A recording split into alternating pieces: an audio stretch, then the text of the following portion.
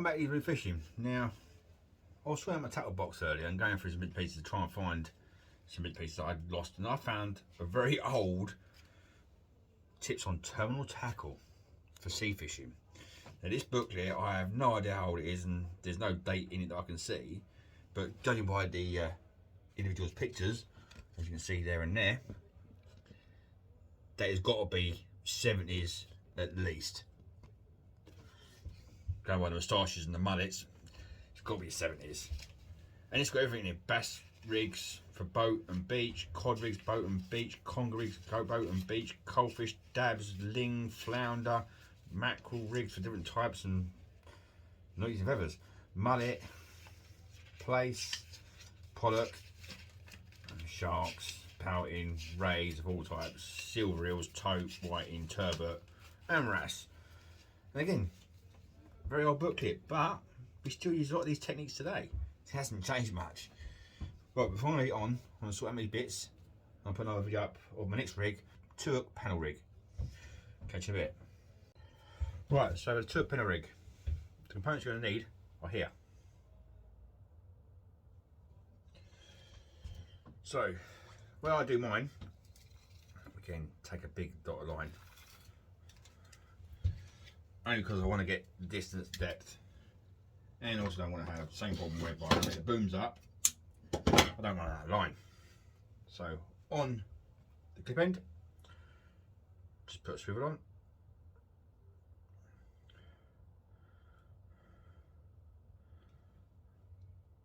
Again, uni knot.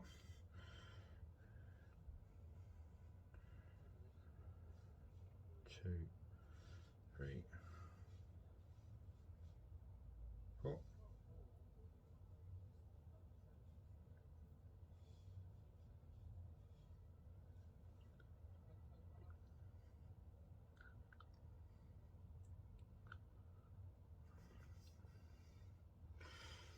With a loom knot, it's basically a slip knot.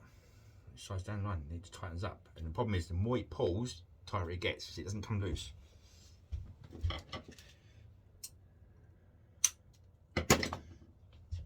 Tool. Now, because I want to make these kind of long lines on this one, so I don't want them too short.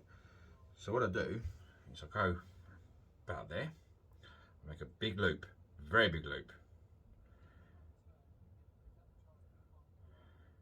And I get the split, same thing as I did before, the loops. 2, 3, 4, 5. Get the line out.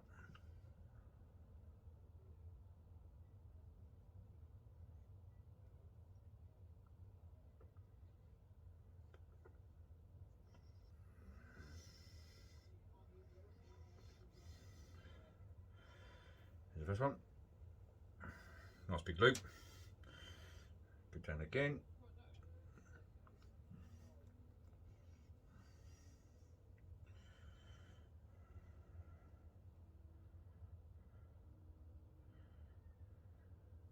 Try that again. That's my position. Right, 1, 2, 3, 4.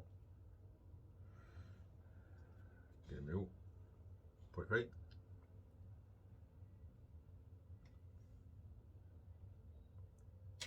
Put it down.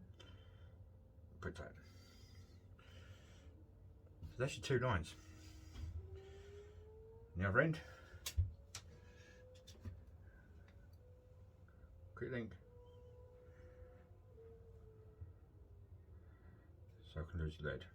So if I get the snag in the bottom, I'm using this leg, I lose my lead, but I still get the fish back up.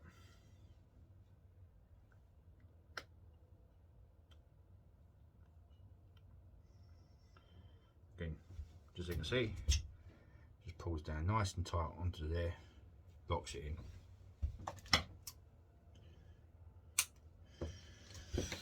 Now, the clever part of this 2 parts is that whilst it only goes halfway, you've got the loop, but you don't need the loop, because the loop, obviously this is £42 line, so this double loop up makes this like £84. you're not going to catch 84-pound fish. Well, never say never. But if you just cut one end, and there goes you hook length. It's almost really done to the other loop, not the other loop. Same thing again, just cut that short, put it from there. And that one comes down to there. Now, so with hooks, you always want the point pointing away from the main body of the trace.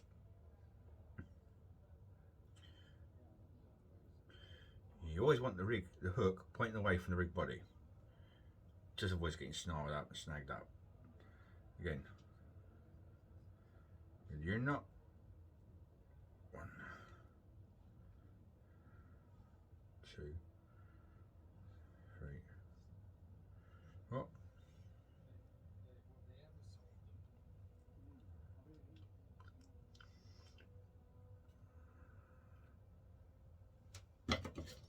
Should mix this off.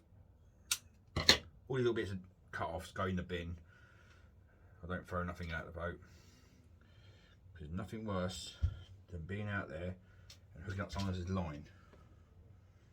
I've done it too many times. So again, through the eye.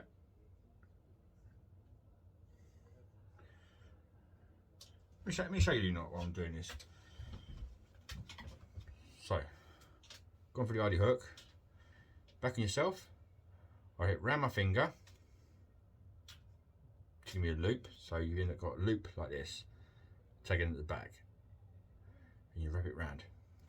1, 2, 3, 4.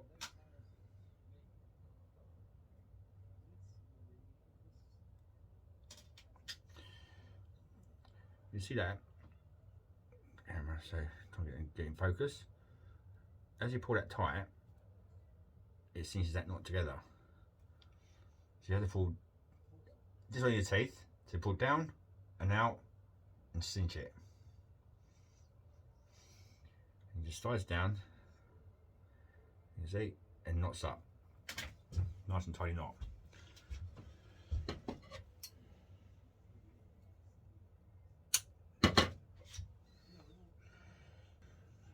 As you can see, it's a very relatively simple rig to make. So I'm just going to unseparate that through. So I've managed to get myself tangled up, which is never a good sign. It's all the twists and turns that done it. I'm moving from where I was standing up to the camera. Right.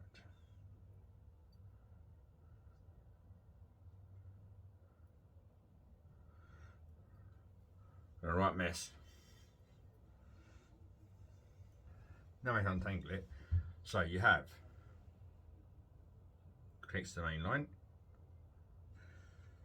Again, always do it so I can quickly release these rigs and get them back out and change them over very quickly. Rebait, replace. So as you can see, from the first one, that hook does not reach. Let me wind it up as I'm doing this. So there's your first one. Your first hook comes off. Twist it. There's your first hook. That hook does not reach the next knot here. It falls short. One of them was a go. Makes it easier to stack it, store it later on. The next one, that hook doesn't go either way to both sides, and then from that point to the way at the bottom. So I'm going to be fishing a good foot from the bottom with these two hooks. And that's going to pick up anything that's going to be floating, that's predatory, that's floating above the bait, fish, not on the bottom, so it keeps away from the likes of some of the smaller bream and the flatfish and the dog and the rays. But it's a very, very practical little pennel rig. I mean, you can make them shorter, you can make them longer, you can kind of do them how you want to do them.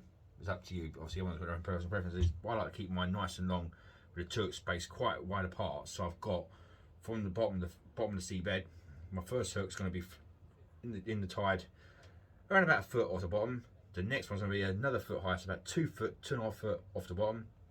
And those hooks don't get tangled up to each other because I just drop them back of the boat. That's the next one. Thanks for watching.